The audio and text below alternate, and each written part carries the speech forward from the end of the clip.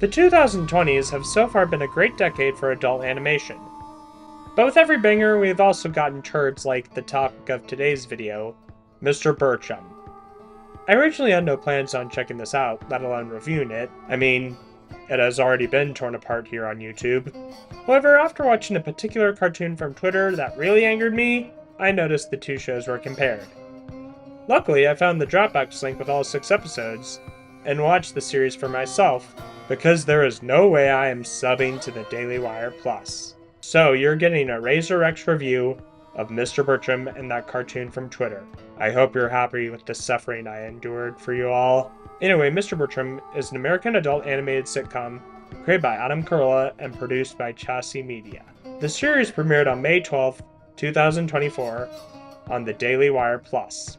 Birchum actually originates back in the 90s as a creation of Carolla during his time as a radio host, and the character appeared again on Comedy Central's Crank Yankers.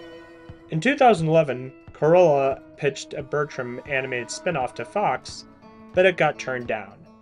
13 years later, Birchum finally got his own show, and it was not worth it. Now that I've covered the history, let's discuss the show itself.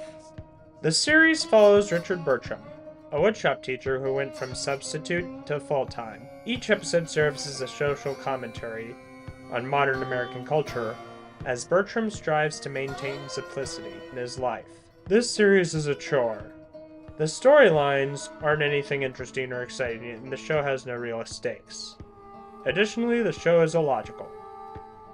For example, in the first episode, Birchum mistreats his students, and when the school board considers whether or not to fire him, the students come to his defense. Like what? Why the change of heart? This leads to my next issue with the characters. Richard Birchum, voiced by Adam Carolla, is a no-nonsense, hard-headed man who wants to live a simple life and stand up to overblown political correctness. However, his abusive treatment to students, refusal to consider different perspectives, and generally awful behavior makes him come off as a smug, selfish jerk. And it's not like the case with characters like Eric Cartman or the Always Sunny gang doing bad things but then getting their comeuppance. Birchum is never punished or framed as in the wrong. Next we have Elliot Carponzi, voiced by Tyler Fisher, a stereotypical SJW and the quote-unquote villain of the show, enforcing progressiveness on Birchum and the rest of the school. Sure, he can come off as over-the-top and full of himself, but if anything, Carponzi does more good than Birchum. I mean, Birchum forces kids to watch a violent safety video, criticizes them at every opportunity for the tiniest of things, and forces them to build his deck, threatening to fail them. Meanwhile, Carponzi is dedicated to protecting children from harm, ensuring they feel safe and represented, takes action to have the person who engaged in unpaid child slave labor fired, has multiple jobs, and has volunteered for charity for 7 years. Tell me again, how is Birchum supposed to be the protagonist? The rest of the cast consists of Don Gage, voiced by Alonzo Bodden, Richard's black best friend, Wendy, voiced by Megyn Kelly, Richard's wife who works as a realtor, Eddie, voiced by Kyle Dunningang, Richard's son and a gaming YouTuber, Jenny, voiced by Brett Cooper, Wendy's daughter and Bertram's stepdaughter, who idolizes her stepdad, and Principal Pam Barters, voiced by Roseanne Barr. Yes, that Roseanne Barr.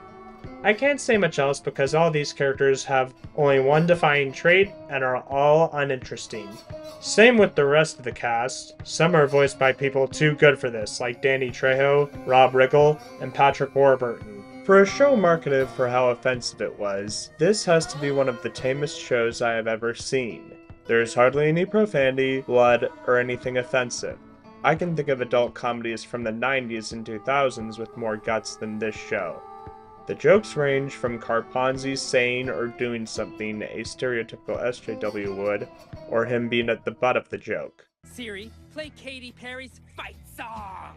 Now playing Katy Perry's Fight Song. Would you like to resume your search for Nancy Pelosi bikini pics? Heck yes! It also has cutaway gags akin to Family Guy, but with no real joke, and is often just a description of what the character just said. Vegan. Dogs are supposed to eat meat. They're descendants of wolves. You ever see a vegan wolf on the Nature Channel? I'm a vegan. Other jokes this show has? Keep my wife's name out of your damn mouth.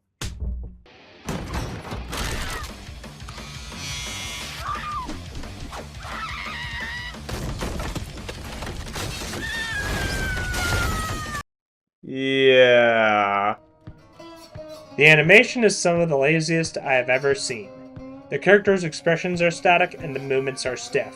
Like there are times when hardly anything is animated at all. Overall, Mr. Birchum is a huge nothing burger with a side of empty fries. The show is painfully unfunny, edgeless, and has twisted morals. The animation is dull, and the characters are bland, with the lead being nothing but a mouthpiece. On my rating scale, I'm going to give Mr. Birchum half a star. So that's my review of Mr. Birchum. What do you think? Let me know in the comments. Next time I'm going to tear apart what may be the worst thing I've ever seen. See you then!